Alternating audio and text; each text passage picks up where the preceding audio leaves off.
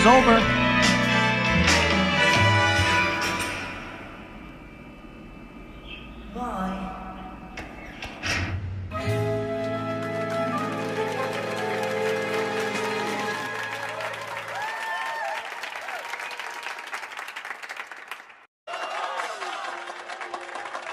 You've probably seen one of these, a Lego brick. But have you ever wondered how it all started and why it's called Lego? Actually, the name is much older than this plastic brick. Are you curious? Let me tell you how it all began. Many years ago, there was a skilled and hard-working carpenter named Ole Kirk Christensen. Ole was a respected carpenter with his own company, but times were hard, so he didn't have much money and had to dismiss his last worker.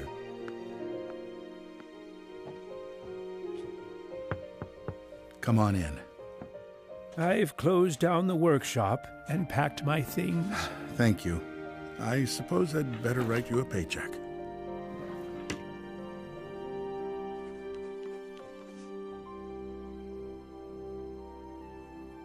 Take care.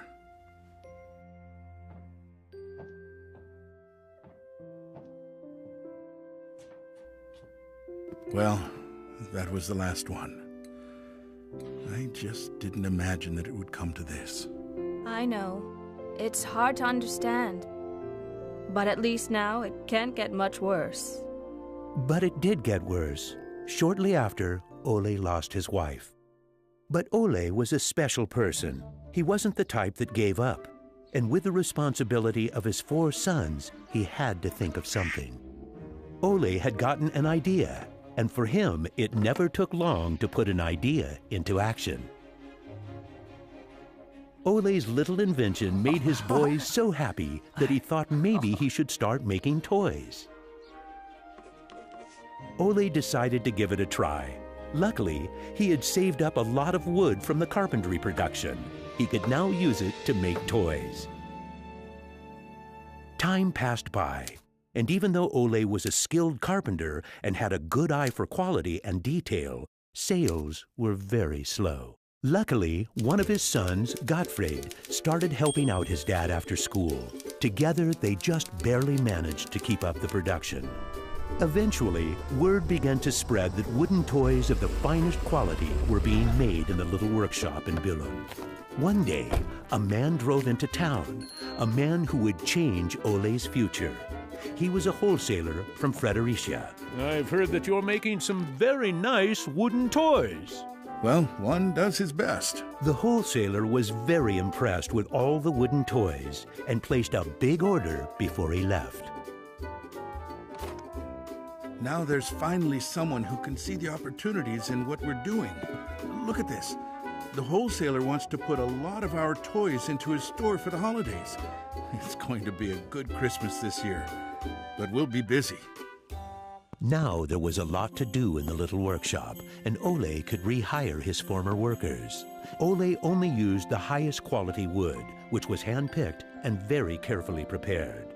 They worked day and night to get the order finished, so the wholesaler could get the toys out in stores before Christmas. Is there something wrong, Dad?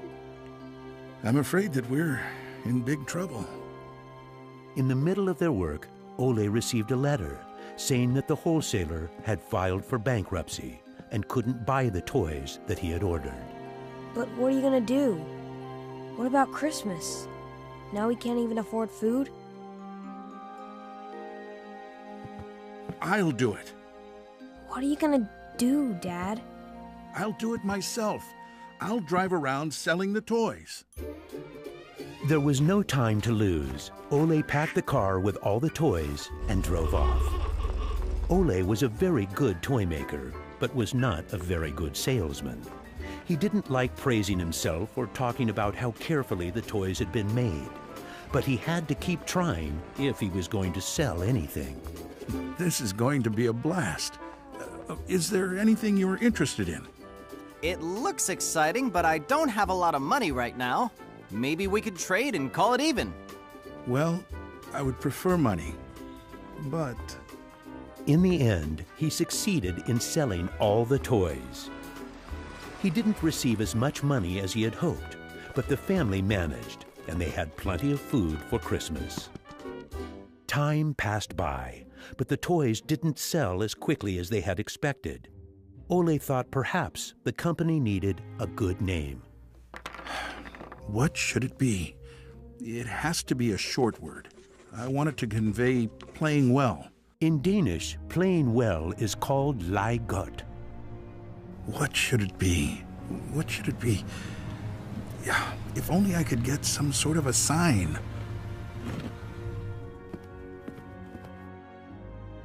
Lego.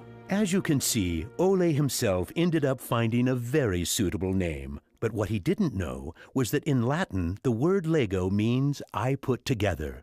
The name Lego was well received, and the company slowly started to move forward. We have made 3,000 crowns this year, and we have more orders than usual. Did you say 3,000 crowns? Then you need to see what I've been looking at. Even though Gottfried wasn't comfortable spending money on a milling machine, he could see that it was useful and that the quality of the toys improved. Could you finish the last batch and get it ready for shipping? I will. Dad, I've saved a lot of money for the company today. Really? How?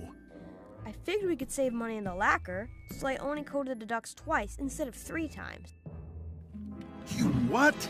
Unfortunately, Gottfried's idea didn't go over well with Ole. Ole made Gottfried unpack all the ducks himself, give them the last layer of lacquer, and bring them back to the train station. Ole believed in high quality and not cheating his customers. When Gottfried returned, Ole explained that that wasn't the way to create a good brand. This little lesson opened Gottfried's eyes to the fact that every detail matters, and only the best is good enough. In the late 1930s, Lego was making a profit. Even when the Second World War broke out, they tried to make the best out of a difficult time. It seemed nothing could go wrong. But a stormy night in 1942 changed their luck.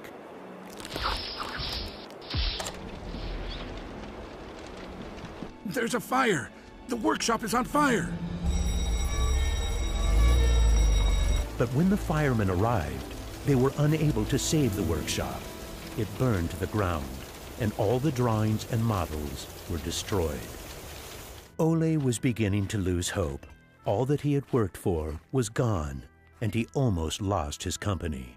But being responsible for his children and workers inspired him to rebuild Lego. A new factory was constructed. Soon the production of wooden toys started again. The little company fought its way back into the market. Gradually, the Lego factory began to run smoothly, and Ole started looking for new challenges.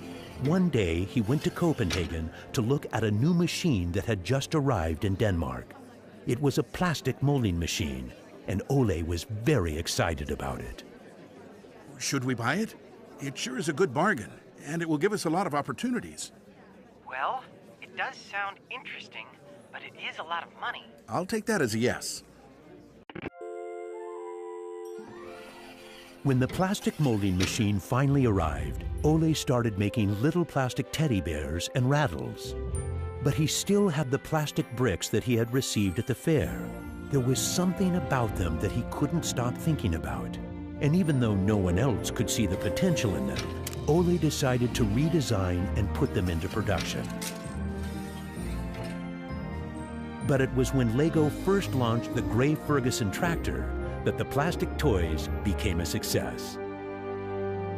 Unfortunately, the sales were dropping during the summer, and the company had too many toys in stock. This can't be right. Of course our products can be sold the whole year, not only for Christmas. Gottfried decided that he would go out and sell the toys himself. Gottfried brought his wife Edith as company and moral support. If you can't get cash, then we need butter and eggs. Well, it wasn't that bad. Gottfried was a success in his trip around the country, which helped Lego to get out of its financial crisis. They reached home just in time for Ole's birthday party. Ole turned 60, and the whole family was gathered to celebrate with him. Well, I guess it was a long trip around the country. Hey, I got an idea. Listen. What about a picture with the 3 generations? Everyone thought that was a good idea, and we were placed on the sofa with all the presents and flowers around us. On a business trip to England, Gottfried met the head of a big shopping center on his way home. They discussed the toy industry, and the conversation would be very important to the future of Lego. Darn this industry. I just think that toys are no good nowadays. What do you mean? I think they're working very well. Oh, they work fine, sure, but there's no system in anything. System? System? There isn't any system. What in the world are you doing, Gottfried? There isn't any system. The toys need an idea and a system built around it. I want to put system into play. Children have only been offered ready-made solutions. They need something different that will strengthen their imagination and creativity. So you're trying to put Lego into a system? Interesting. That same year, Lego started producing the first Lego system of play. Children could now build houses from the Lego bricks. The town plan gave play a realistic town setting, and with this, children learned about traffic safety. My sisters and I could play with the new Lego system for hours. Some people said we were the luckiest children in the world because we grew up in a toy factory. It was a huge breakthrough, and Gottfried decided to try selling it outside of Denmark. The system of play was so popular that they managed to sell it to many countries. Look what I just built!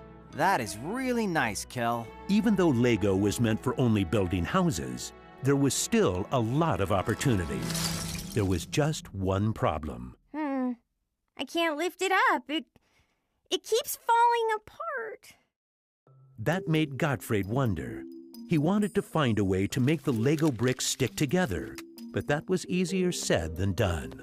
Gottfried noticed that the Lego bricks got a better clutch power with tubes inside. Now it was no longer just bricks, but a whole construction system with endless possibilities. This was groundbreaking for the Lego product. With a child's imagination, Lego could be anything in the world, over and over again. The imagination is the limit. Look, Dad! Now I can build everything! Unfortunately, Ole never got to see how successful the little brick actually became. Gottfried was left on his own, and he had to go through another fire at Lego that destroyed most of the wood production. Just like his father, Gottfried knew that he had to try to get the best out of any situation and never give up. Gottfried took the hard times with his head held high. As sales grew, the company also got bigger. He had to think ahead, and he decided not to resume the production of wooden toys and to only focus on the Lego system. It turned out to be a great decision. Many new models were built, and Lego got stronger in the toy industry. Sir, which one of these do you think is the best? That one. Even though it got busier at Lego, Gottfried still had bigger plans. Now he wanted to build an airport, so it would be easier to sell his toys to the whole world. Like father, like son. It didn't take long to put his idea into action. Only 3 years later, Billund Airport was opened. The many guests and business connections who visited the company always wanted to see the modeling department. Gradually, it got so crowded that it was hard for the employees to keep up their work. I think we better wait a while. Gottfried could see that something had to be done. He needed a bigger place to display the Lego models. I don't want to interrupt, so I'll just put this package of our new Lego train on the table. Just put it there. Train? The idea grew quickly from an exhibition room to an amusement park. And then we could have a tower so you could look over the whole park from above, the whole town. It will be a land made out of Lego. Legoland! Well, it looks interesting, but how many visitors are you actually counting on? Well, I guess, 200, 300,000? 300,000? Even though it sounded like a lot, my dad was actually pretty far off the mark. There were 600,000 guests the very first year. My family and I were there to greet the guests. We've kept up this tradition ever since.